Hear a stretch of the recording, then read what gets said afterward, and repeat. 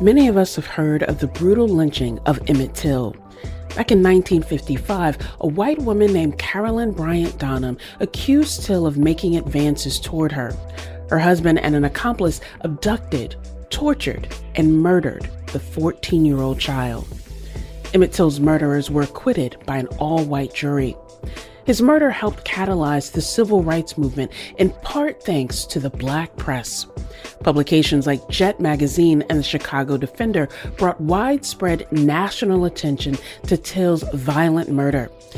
They published photos of his body. When asked why she refused to change seats on that bus, Rosa Parks later said, "I thought of Emmett Till, and I couldn't go back." This is Disrupted. I'm Kalila Brown-Dean. Today we reflect on the importance of the black press in U.S. history. According to the Library of Congress, there have been more than 3,000 African-American newspapers since the first one appeared back in 1827. Here to tell us more about that history is Professor Trevy McDonald.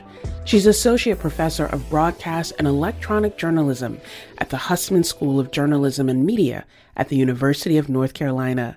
Professor, welcome to Disrupted. Thank you. We want to talk with you about the black press and the many contours of the black press, the ways that it plays such a prominent role. But I want to start with the basics because everyone may not be aware. When we use the term black press, what exactly do we mean? I'm glad that you asked that question. I would define the black press as media outlets that are owned, published, and even produced by African Americans for an African American audience. So produced, created by African Americans for African American audiences.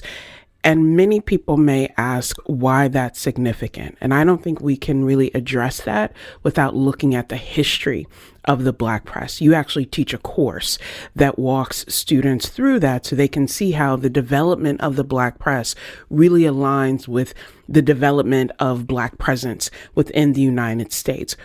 What's sort of the key theme that you focus on within the class and something that perhaps your students may be surprised to learn? Okay, yes. So I take them back to the Revolutionary War. You had a point in time where the vast majority of people of African descent in this country were enslaved. And you also had people who were free, like Crispus Attucks, who was the first person to die in the American Revolution. And there were other men of color who served in the Continental Army fighting for freedom. But yet, people of color and Black people specifically were not free. Also, at this time, Black people, we're talking 18th century, early 19th century, they were not participants in news discourse. Yet, they knew that things were being written about them.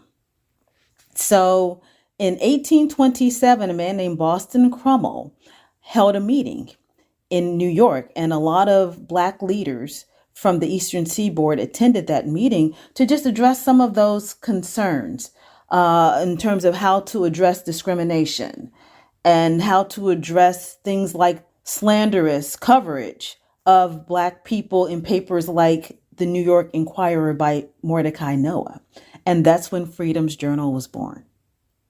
The first issue was published on March 16th, 1827. And in the very first issue, John Russwurm and Samuel Cornish wrote a letter to their readers, and in it they said, "We wish to plead our own cause. Too long have others spoken for us, and too long has the public been deceived by misrepresentations in things that concern us dearly."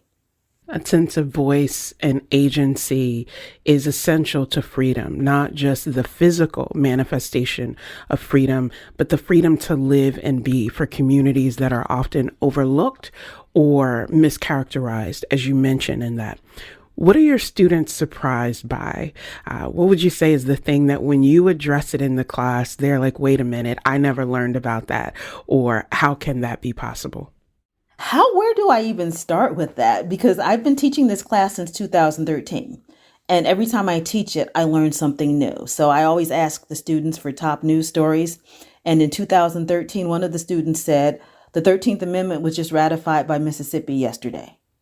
And I said, no way. But she was actually right. The Black press really served an advocacy role. So we look at people like Frederick Douglass, who was the first Black newspaper publisher to own his own printing press, who advocated for the abolition of slavery through his papers, The North Star, and then later Frederick Douglass's paper.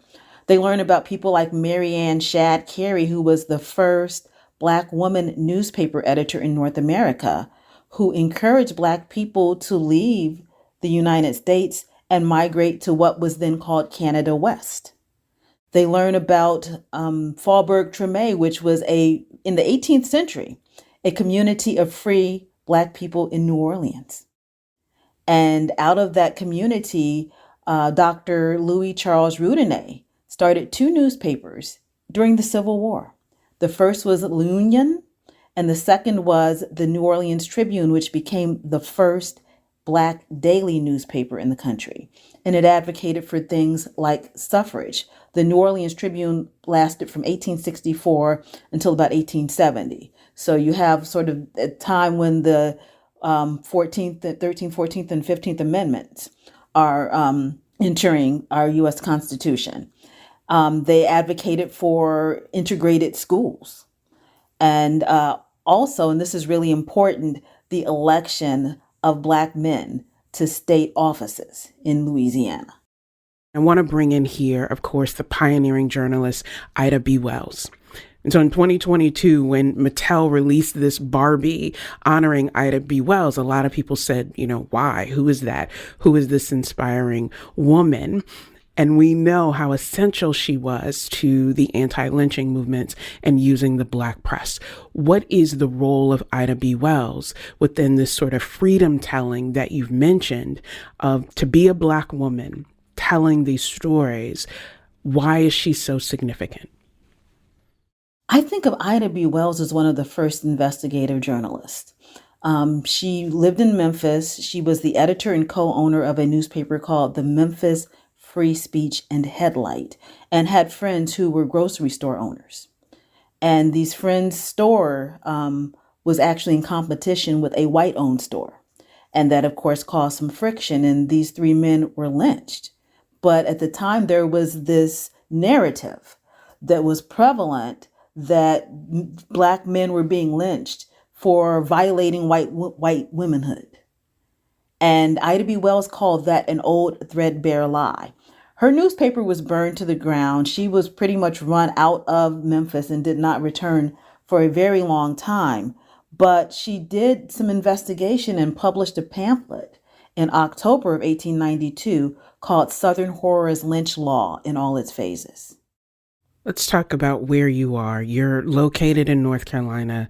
North Carolina has a history of not just racist violence, but also an emphasis on what this means for the people across the state, but really across the country. And one of the ways that we see this confluence of racist violence and the importance of the Black press and telling the story in its fullness happened back in 1898 with the Wilmington Massacre. For our listeners who may not be familiar, highlight what happened in that massacre, how important was the Black press, not just in telling the story, but also countering many of the white-owned newspapers that were stoking the violence that happened in 1898.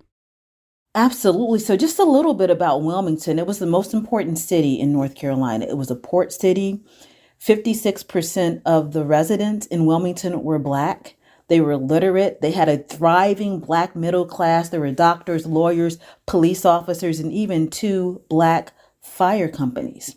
And then at the same time, the political climate in North Carolina was such that the Democrats had been defeated because the Republicans and the populists merged and had an agreement that they would work together to elect each other's candidates so that the Democrats would lose power in the state.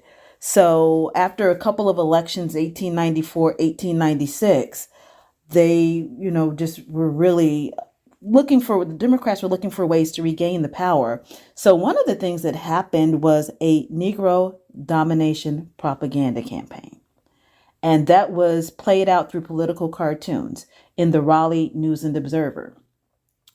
The year prior, a woman named Rebecca Felton gave a speech to the Georgia Agricultural Society where she talked about, again, white women's virtue and that these black men were raping them, and that she says lynch 1,000 times a week if necessary.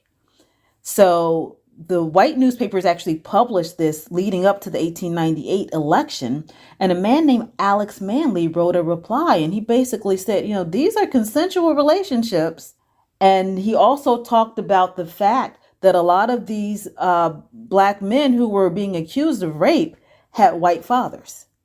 So some of the papers called it like a horrid slander or vile and villainous. And there were lots of other elements. There was a militia group called the Red Shirts, but it all centered around the November 1898 election. And Manley's newspaper was burned to the ground. And actually the mob posed for a photo in the shell of the building. And you had, I think, 1/3 of the aldermen in Wilmington were black. They were run out of town. They talked about like kind of escaping through some of the swampy areas to leave town and leave safety. And this is very significant because this insurrection is the only successful coup d'etat in U.S. history. And going back to my students, they're upset that they're taking an elective in college before they learn about this very significant event in our history. We're in a moment now where, let's be honest, there's an attack on telling history. There is an attack on making people feel uncomfortable about actual events that occurred without realizing that the legacies of those events, the people who were affected by them, often are still with us today. And how we reconcile that truth, the fullness of history, with that retreat, and I would say attack on telling it, really was at the forefront earlier this year when we learned that the woman who had accused Emmett Till, who led to him being kidnapped and murdered, that she passed away earlier this year.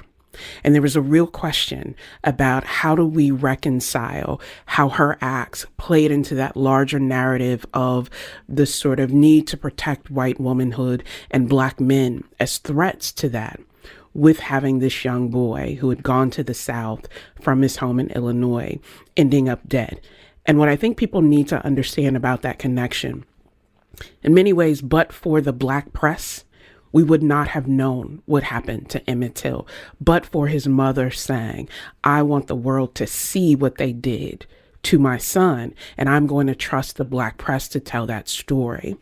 What do we need to know about the role of the black press in not only telling nationally what happened to Emmett Till, but also highlighting this is the young boy's name that we know.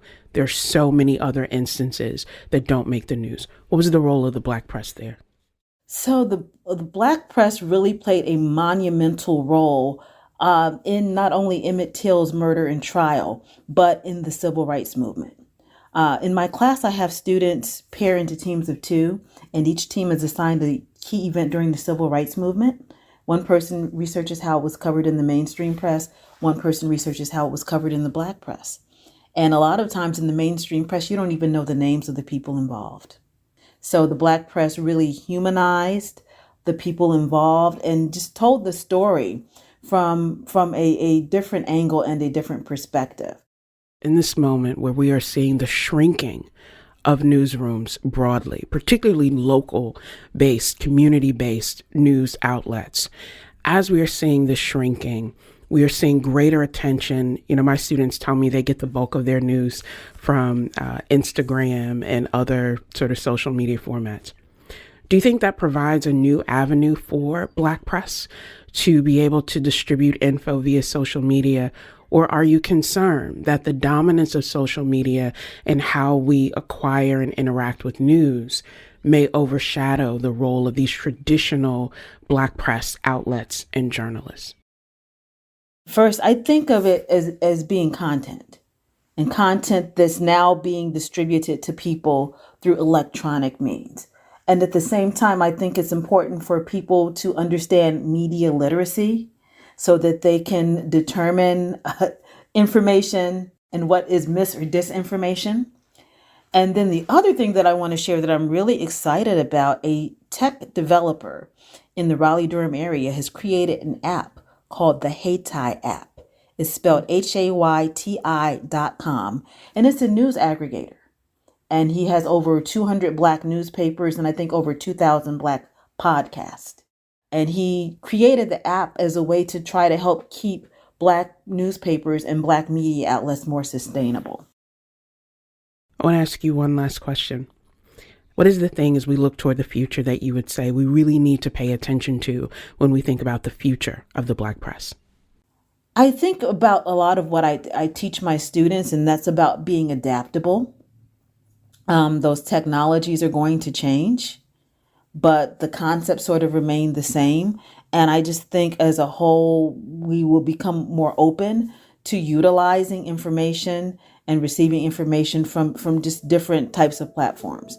Trevy A. McDonald is Associate Professor of Broadcast and Electronic Journalism at the University of North Carolina. Thank you, Professor. Thank you. When we return, a co-founder of Capital B, a Black-led nonprofit local and national news organization, talks about finding ways to sustain local news today. And later, we hear about how the Hartford-based newspaper North End Agents started nearly 50 years ago. This is Disrupted. Stay with us. Welcome back to Disrupted. I'm Kalila Brown-Dean. This hour, we're talking about the Black press in the United States. Now that we've heard some of the history, let's look forward at how Black publications are changing journalism today. Akoto Ofori-Atta is co-founder and chief audience officer at the nonprofit newsroom, Capital B. Ask Akoto to tell us more about her organization. Yeah, so Capital B is a local and national news organization doing reporting for Black communities across the country.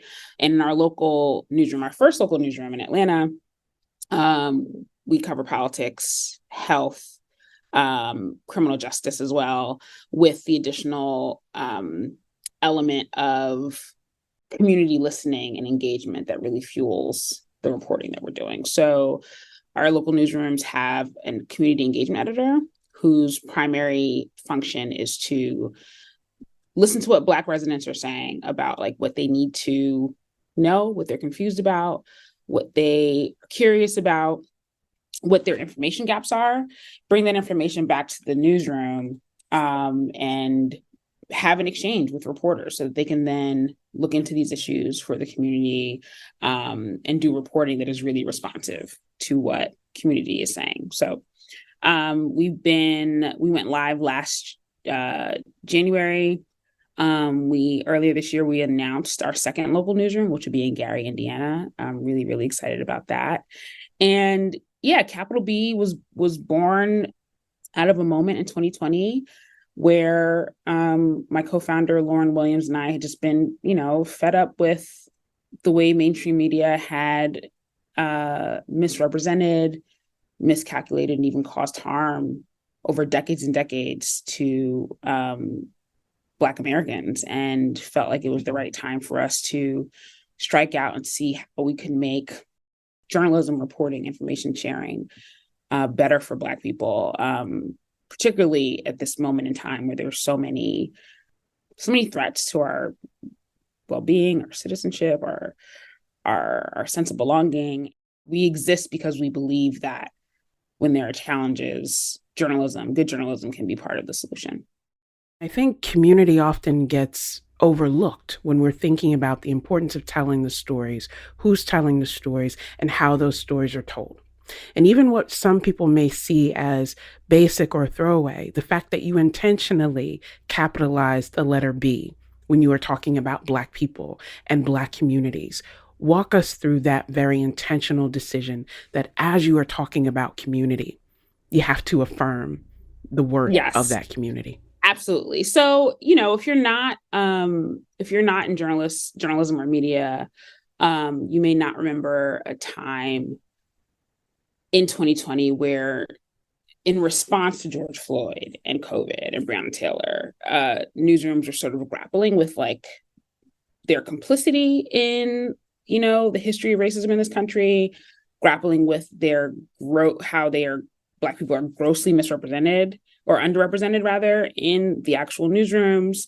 And so everyone's trying to figure out what to do. And one of the things that became a big conversation starter was like, is it time to capitalize the word Black? Because in AP style, which is the style book that most newsrooms use, it was lowercase. And to be honest, my co-founder and I were quite skeptical of that because yes, I think it's important to capitalize, but it is an easy thing for, white-led news organizations to just implement and feel really good about it. For them to have like for it to feel like an outsized thing that they've done and accomplished, when like the real work is like making sure you're producing equitable journalism, hiring more diverse candidates, like that is the real work. And sort of this, I felt like, it was positioned as like a cosmetic thing. However, the intent behind it, the belief that Black people as a culture, Black people in this country have had such an important role in preserving our democracy, perfecting this nation, are such an important and,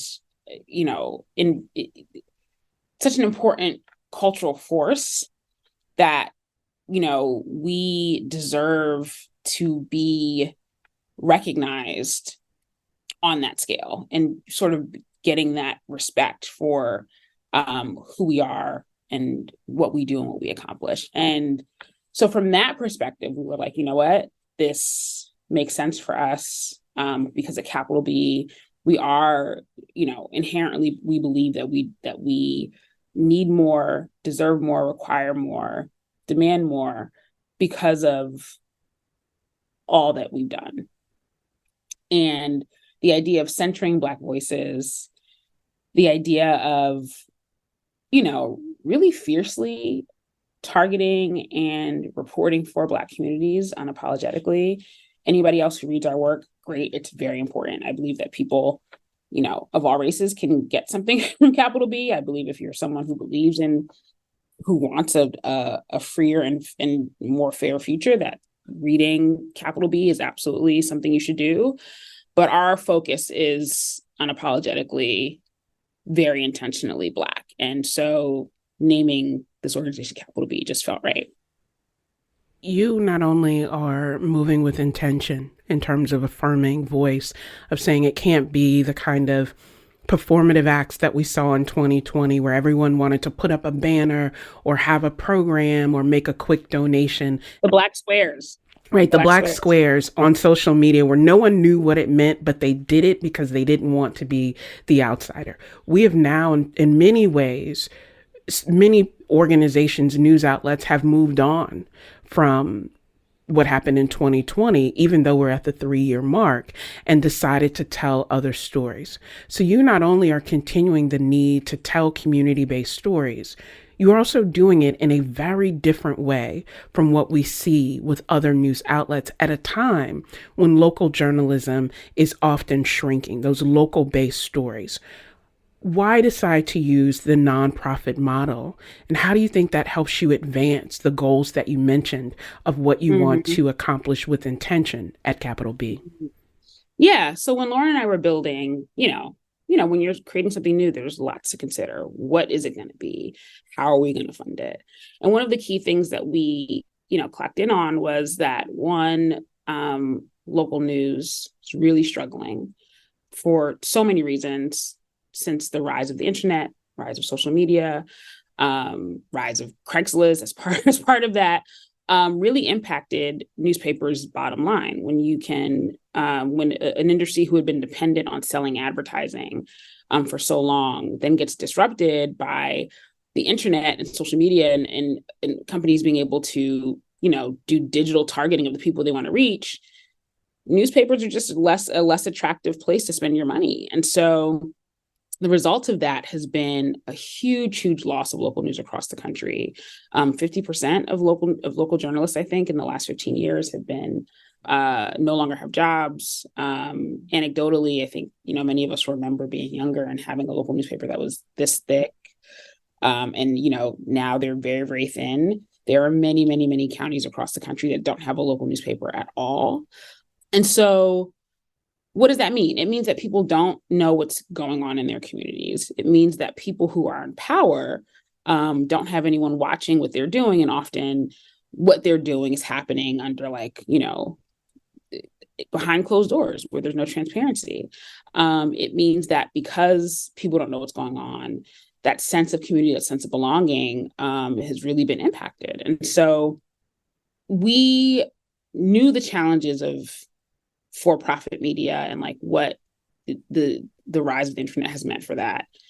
And we knew that we would need in order to be accomplishing our mission, we were going to be telling stories and doing editorial projects that advertisers wouldn't be clamoring behind. There are not too many advertisers who want to, have their ads running next to packages about inequality, racism, things that are generally just really jacked up, but also really important for us to report on because our audience wants to understand.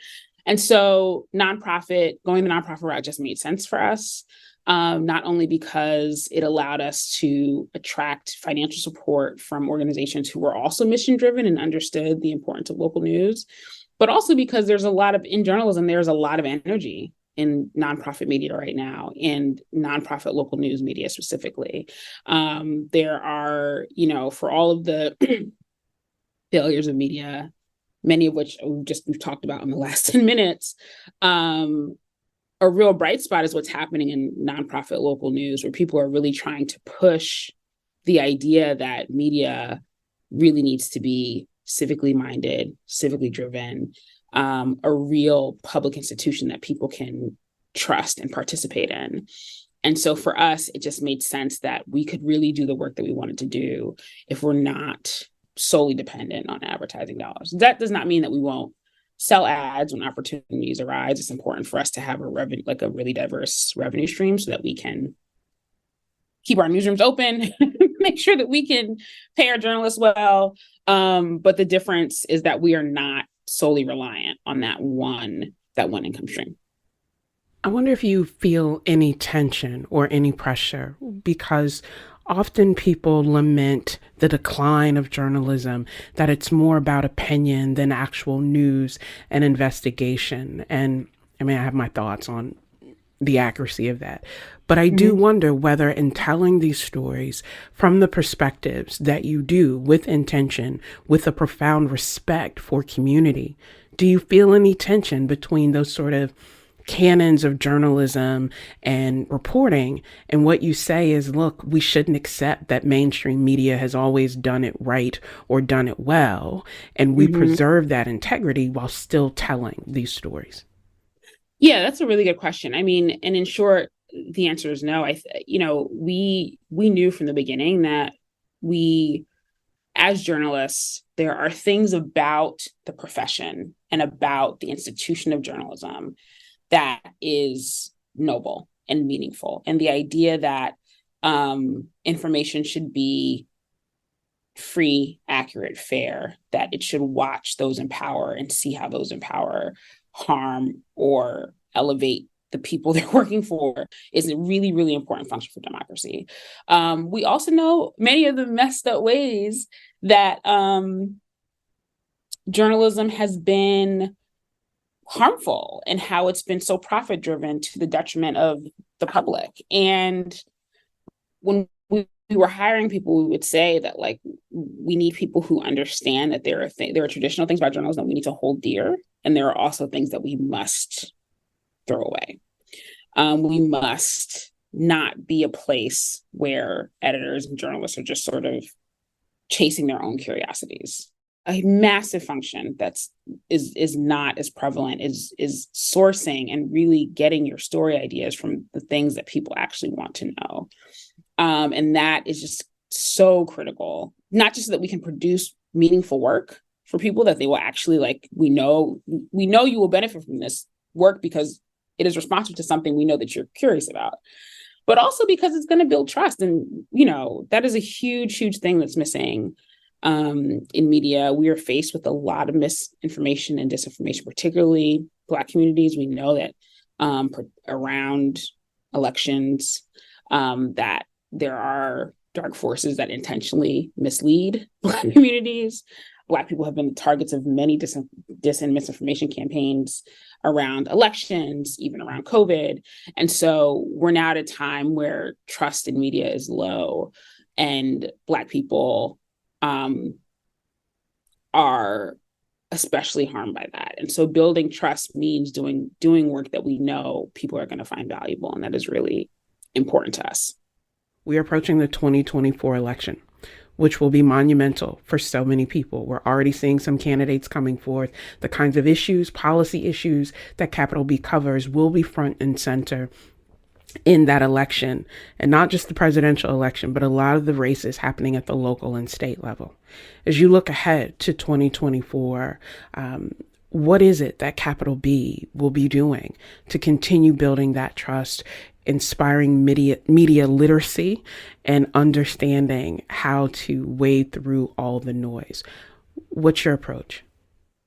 We have plans to really think about what it means to meaningfully provide a service for helping people understand what is real and what is not.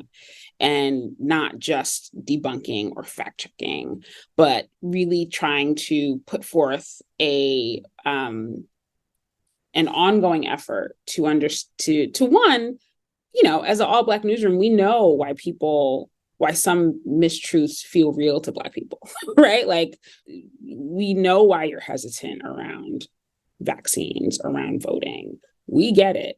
Here's information that you can use to be even more informed about the decisions you're making. And here's information, here's some teaching and some education around how you can spot where something is maybe not as credible as you would like it to be. So that's going to be really key. And we were having a lot of conversations about what that actually will look like, but that's something that we'll definitely be doing. And we're also going to be just focused a lot on Black political power and what it's meant to this nation, who's interested in quelling it, what happens when it thrives. These are a lot of themes that we're going to be exploring next year. Akoto Afori-Atta is co-founder and chief audience officer at Capital B. Thank you so much. Thank you so much. I appreciate it.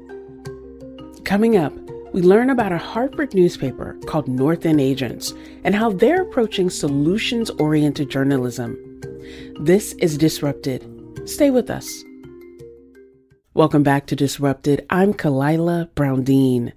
This hour, we're exploring how the Black press has shaped the United States in both the past and the present. We now look to a publication right here in Connecticut. It's the Hartford-based North End Agents.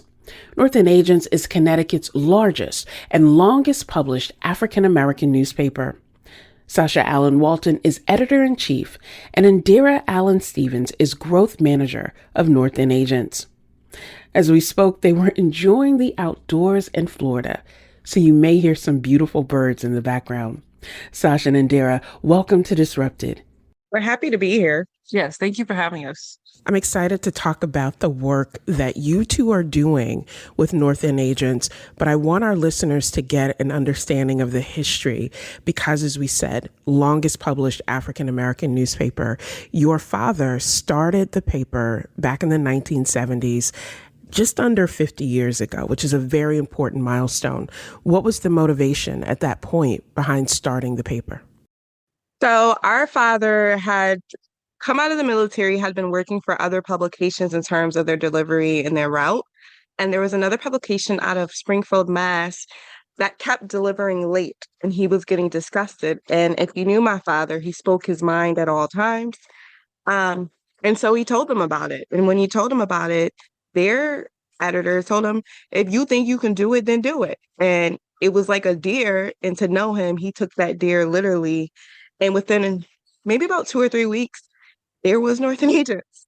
And it's really interesting. The original logo came from our cousin, Jonathan Bruce, which used to be the the curator for the gallery on corner of Main and Albany.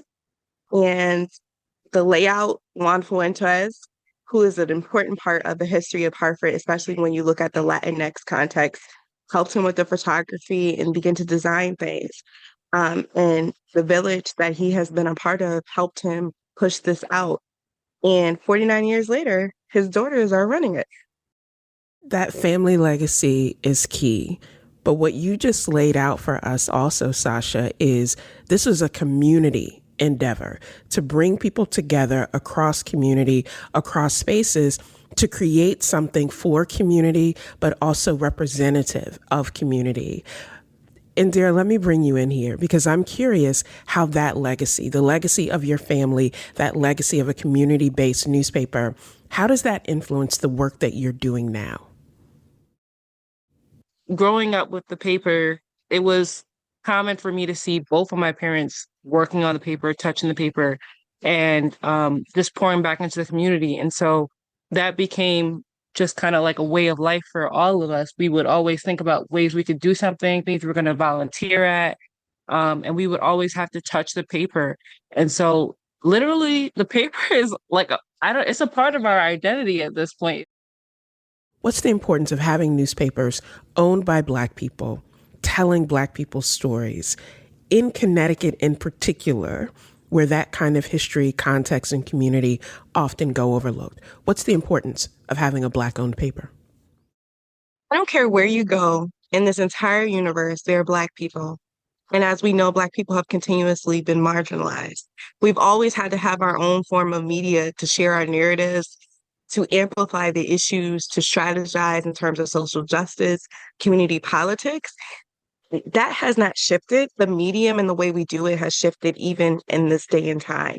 And so for me, what we do is such an intricate part of our community and where we come from. And it's an act of service and a love for Hartford and the folks around Hartford who need this information. When we show up in a space, we're not just showing up as Northern agents, we're showing up in representation of an entire community. A lot of times that community is not invited to the table. And so when I'm at the table, I'm bringing everybody I can bring to the table. I'm advocating for anyone I can advocate for because I know it's a privilege to be in the room and to be able to say, we need A, B, C, and D. And even if you are not going to listen to we need A, B, C, and D, I've got to write about that. And I've got to make sure those narratives are shared. Our people cannot continue to not be empowered. Northern Ages has switched its focus to empowering our community and uplifting and amplifying it. We have a policy where we do not print negative news. So we have to tell hard truths, hard stories, but we have to provide solutions. You are gaslit anywhere else in the world. When you come in this space, it should be a safe, sacred space for you to exist in all the elements of you.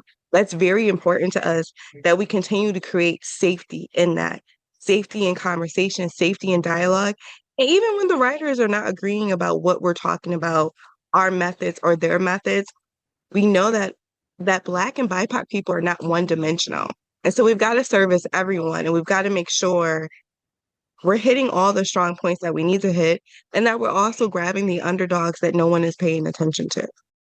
And dear Sasha, I was struck by what Sasha just said. You do not print negative news. We are inundated with negative news about Black people, about Black communities, particularly in places like Hartford that often get dismissed for the beauty that is there. How important is it for you to tell that holistic story, that holistic picture of Black communities, BIPOC communities, in a way that I think, as Sasha just mentioned, other publications don't, because it can be more profitable to focus on the negative? How important is it, as you're driven, to tell that holistic story?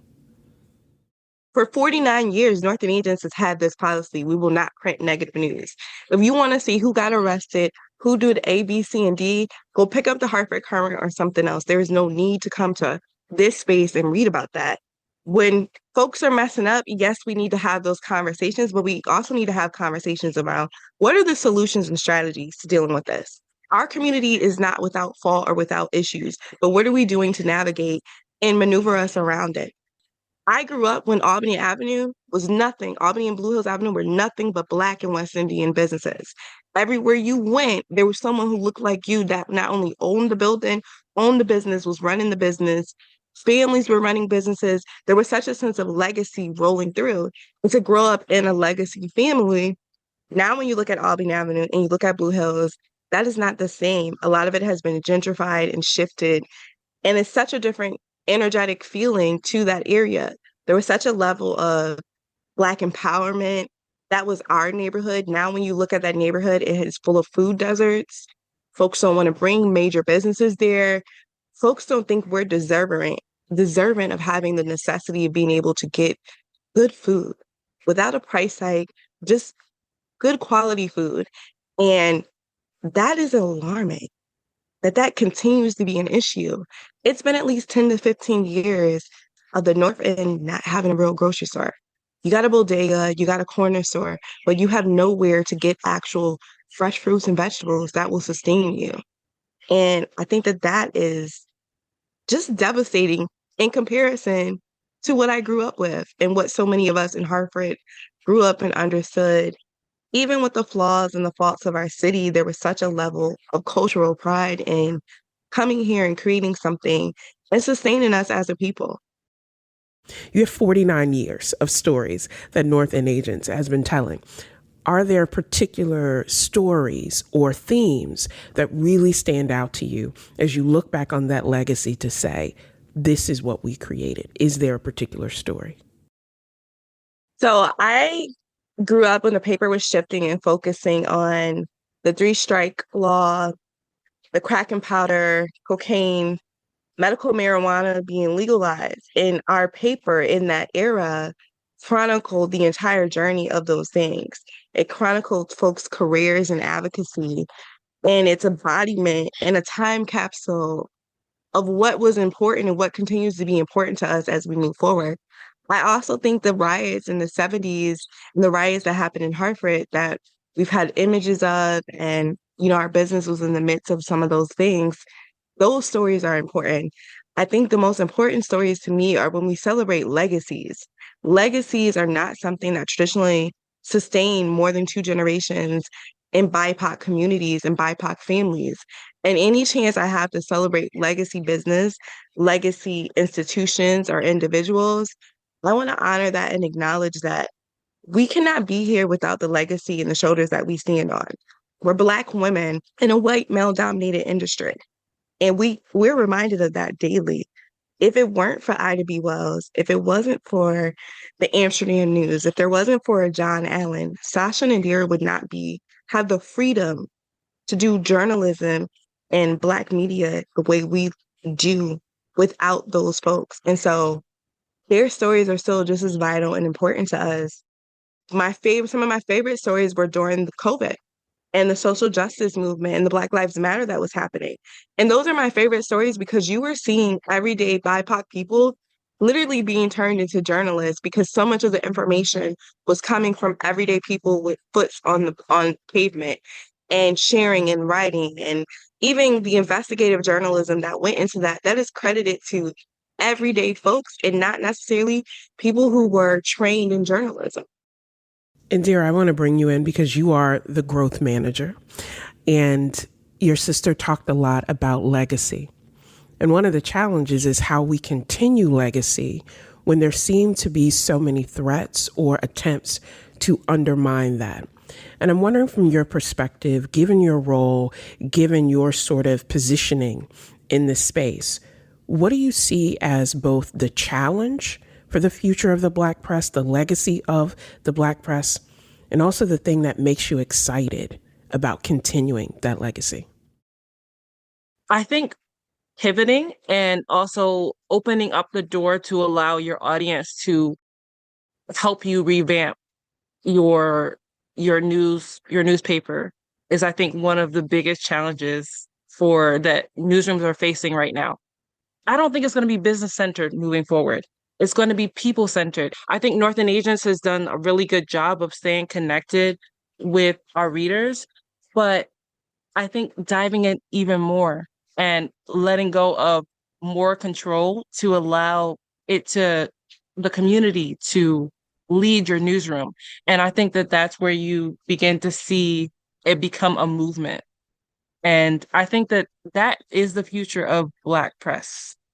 I had the opportunity to sit down with other Black newsrooms, and we were just kind of like talking about that and how um, the community is going to be like leading our decisions in the future. And they were just talking about how hard that will be to kind of open the door and let them kind of do that.